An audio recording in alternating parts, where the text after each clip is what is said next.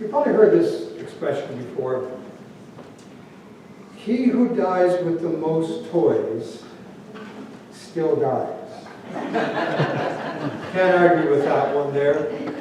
I remember reading a story of how one person was shocked when they saw this happening before their very eyes. But what happened was, I'm going to give you behind the scenes, there was a cavalcade of vehicles all heading towards the graveside. And in the middle, actually right behind the hearse, was stuck these people moving. This great big U-Haul. And so the people witnessing this cavalcade going by, where they saw the lead vehicle of the hearse and then a U-Haul. And one turned to the other and said, I guess you can take it with you. We're not called in this life to win. Okay? And I'm talking about this attitude of winning and gaining and getting. We're not called to win. We're not called to win over other people. That's not our life calling. And here's another thought that goes along with that. We are not here to win every argument. Now, I know that some of us, when we get into an argument, we get into it with an intensity and a tenacity, and we want to win. And at some point, we change from, I don't care about the other person. I have to have the final word. And I'm going to win this debate whether it hurts or not. But we're not in this to win arguments. You see, as Christians, we are called to show love. Not to win arguments, to win battles, to win fights, but to show love. And this is what we see displayed through the life of Joseph.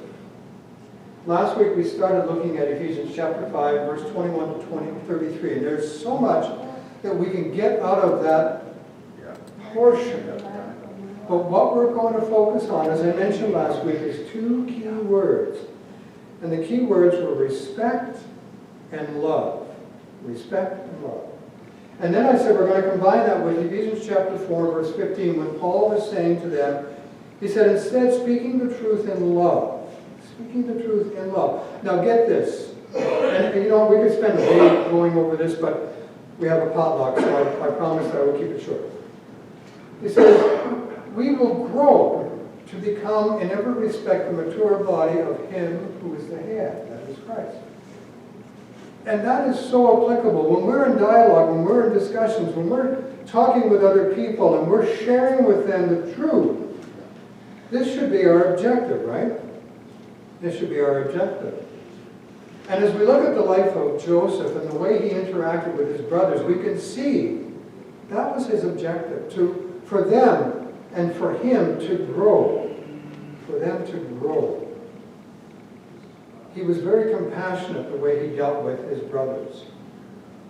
And he could have been brutally honest, but he wasn't. And there was a reason behind that. When I was reflecting around that, I was thinking about a story which is told of how when the religious leaders wanted to confront and they wanted to trick Jesus, they brought to him a woman that they had caught in a sinful act. Now think about that for a second.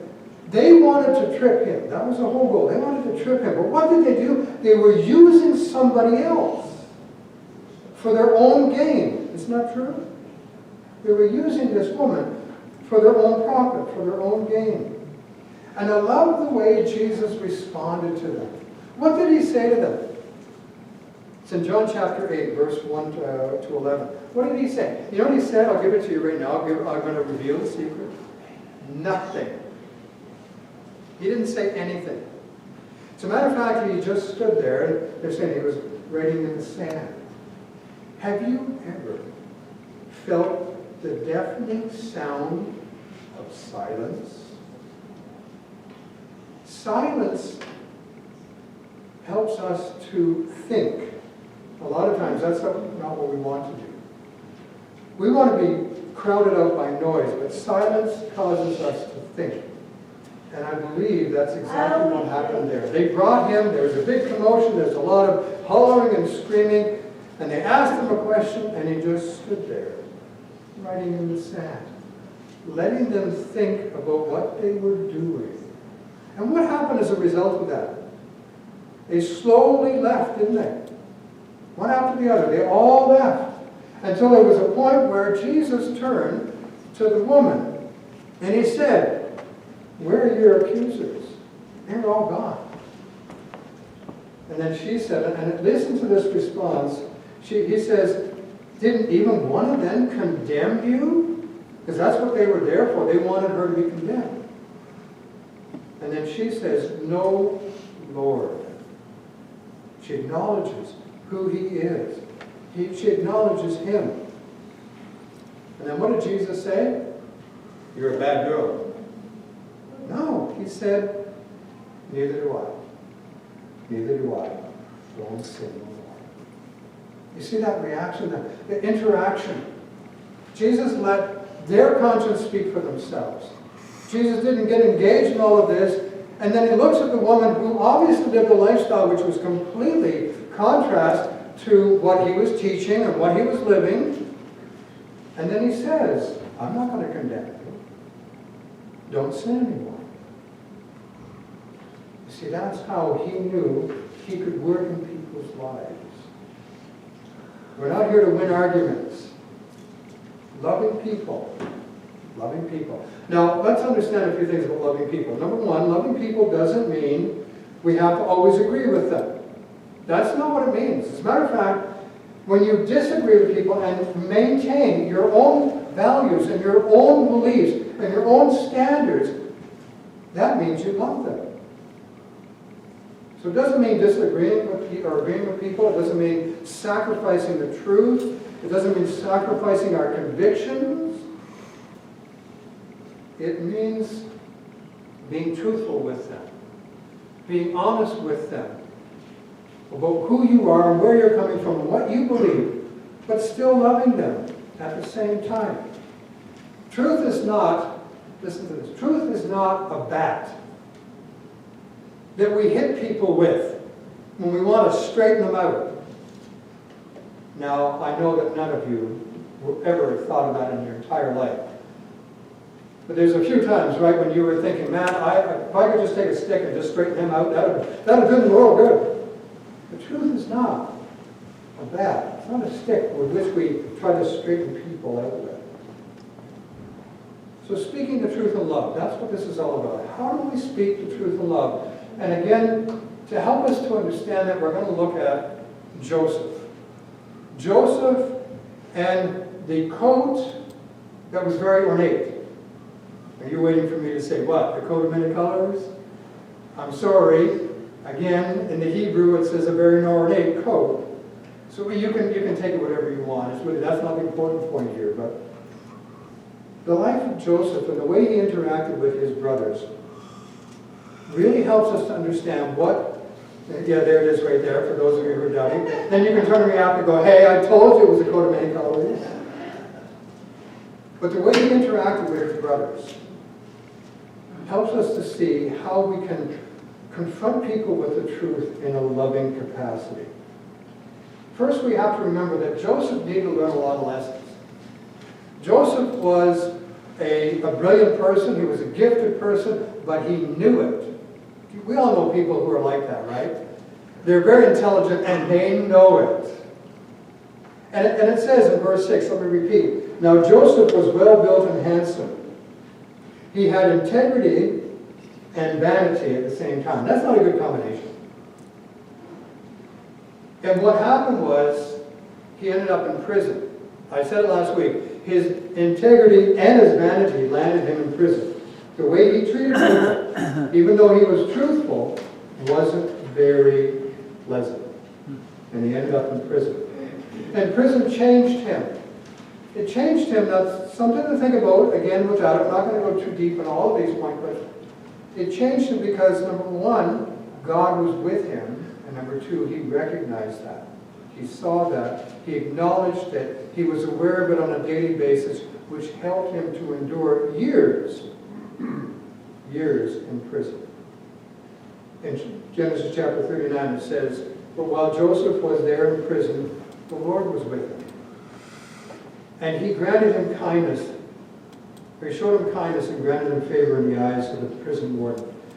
So Joseph knew that the Lord was with him. And that humbled him and that matured him to such a point that when he was called upon to interpret the Pharaoh's dreams, and he did that accurately, not only just giving the interpretation, but explain the deep meaning. This is what happened. The Pharaoh, who was a very, very intelligent man too, and who would be looking after his own well-being as well as the kingdom that he is ruling over, saw Joseph as a very capable person, a very intelligent person, and a man of integrity.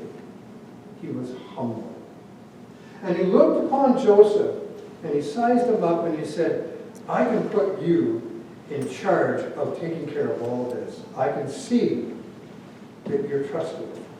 Because he was humble. He was humbled by God. And so Pharaoh put him in as his 2IC, his second in command, the prime minister of all of the country, the governor. There was an interesting point. I don't want to get too sidetracked and rabbit holes, but I thought about this. Why would an Egyptian appoint a Hebrew to be the second in command? Well, the Pharaoh, the leader of Egypt, was not an Egyptian. He had conquered Egypt. He had taken over. And so for him to appoint a Hebrew over the Egyptians kind of fit with his model. Anyways, that's a little bit of an aside there. Nonetheless, as I mentioned before, when Pharaoh encountered Joseph, he could see integrity, he could see intelligence, he could see that he was honest and trustworthy.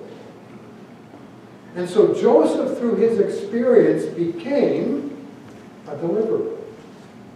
He became a deliverer. Someone who would deliver the people of Egypt from their problems. That was the transformation that took place. And he became humble because of that. Yet, the greatest test of his humility was just about to happen. He's comfortable, he's leading the country with integrity, with honesty, with humility, and his humbleness is evident to people, and yet it's going to be tested. How is it going to be tested? Well, after 20 years, the guys who put him in the well, the guys who were going to kill him, the guys who sold him as a slave, show up in his room and bow down with their faces to the ground in front of him, and he recognizes that. Now what's he going to do? In chapter 42, verse 6 and 7, my wife read it earlier, it says, "Joseph was now the governor of the land and the person who sold the grain to all his people. So when the brothers arrived, they bowed down with their faces to the ground. As soon as Joseph saw his brothers, he recognized them. But he pretended to be a stranger, and he spoke harshly to them. 'Where do you come from?' he asked." And then in verse 8, "Although Joseph recognized his brothers, they didn't recognize him." I think that was some of us. I got them where I want them right now. Let's go on. So he says to them, "You're spies. You have come to see where our land is unprotected." What's he doing here? Is he after getting even with them? Is he looking for vengeance, for revenge for all they've done to him? I was reading some writings by a British theologian, and I will tell you, when I'm reading writings from British theologians, I don't go into the accent, okay? Just in case you're wondering. Sometimes it helps, though, if you do that. This fellow by the name of Derek Kidner, this is what he stated. He said, "The rough handling of Joseph, by Joseph of his brothers, seems very harsh and very vindictive on the surface. But that's not the case." He said, "You have to look a little bit deeper. You have to look at how Joseph is handling and dealing with them." And he gives a couple examples. For number one, he invites them to his place for a big feast, a big meal. And it's not tricking them. He is happy to see them, but he doesn't want to reveal everything just yet. So he's happy to see them, and he invites them into his house. Now, when you read about it in Genesis, you might think, well, he's being tricky, he's being vindictive, because he doesn't eat with them. He segregates them. And even the Egyptians in his household, they don't eat with them. So Joseph eats by himself, the Egyptians eat by themselves, and then the brothers eat by themselves. Why is that? It's cultural. The governor would not eat with other people. He would always eat alone because that's for safety and security. The Egyptians, if Joseph would have said, hey, I want you to eat with my brothers, they're going, are you kidding me? Those are nomads. We would never eat with them. It would be disgusting for them to do that. So respectfully, Joseph puts everybody separately. He's being very respectful. And he feeds his brothers, and he feeds the Egyptians, and then he feeds himself. It's not a trick. He's being very genuine. And then he orders them to fill up their bags full of grain so they'll have enough food. And it's obvious that he gave good grain because it lasted for quite a while, right? So he gives them good grain. Plus he gives them enough provisions to do the journey so that when they get home they don't have to go into the grain, they have food for the journey. And on top of that, he puts their money back in the bag. Is he trying to trick them? No. It's his way of showing unconditional love. It's like what is written about in Proverbs chapter 25 and verse 22 when it says, in doing this you will keep burning coals on his head, and the Lord will reward you. Now think about that for a second. I always wondered when I read that. Heaping burning coals on a person's head, is that a nice thing to do? Because I pictured it, literally, you're taking these hot coals and you're dumping them, and the person's going, oh my heavens, what are you doing? No. Back in those days, if you ran out of coal and you ran out of fire, you were in a serious situation. And you would go to your neighbor and you could say, can I have some coal? And the neighbor might be saying, wait a minute, I need it for myself. But if you were gracious, you would take a clay pot and you would put some hot coals. Don't use your fingers to try this, okay, please? But you would put some hot coals from your fire in the clay pot, and then the person would put it on their head and carry it back to their house. You're helping them. You're giving sacrificially. And that's what he's talking about. Joseph is helping them. Gilbert goes on to say, Joseph's puzzling gift demonstrates his humility and his changed attitude, his compassion for his brothers. And these acts, he says, of unconditional love broke through. They break through. Even to the hard-hearted Judah. You remember Judah? Judah was the one who said, let's kill him. And then he devised this plan, let's sell him. And then he's the one that goes back and brings the bad news to his father and watches his father physically tear his hair out while he stands there going, now we got you.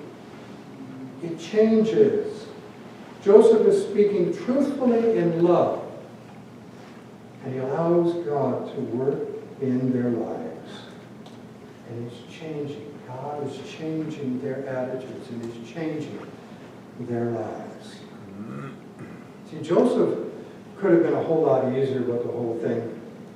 When they came up, maybe he could have got up and said, hey guys, I recognize you. Don't you recognize me? I'm your brother Joseph. Look, I'm really happy to see you. You see, I got tears. I'm crying and all that sort of stuff. So let's put bygones, let bygones be bygones. Let's put the past behind us. Let's have a meal and talk about old times. Not all of them. And some of them are kind of painful. Well, let's just move on. He doesn't do that, does he? He wants to, in his heart, embrace his brothers.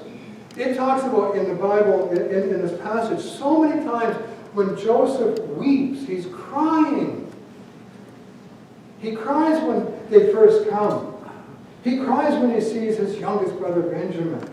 He cries when he reveals himself to his brothers. He cries when he sees his father. He's really loving them unconditionally. But he doesn't reveal everything because he wants God to work in their hearts. And even though he says, your spies and all of this, and one of you has to stay behind. He's loving them, and you can see that love coming forward.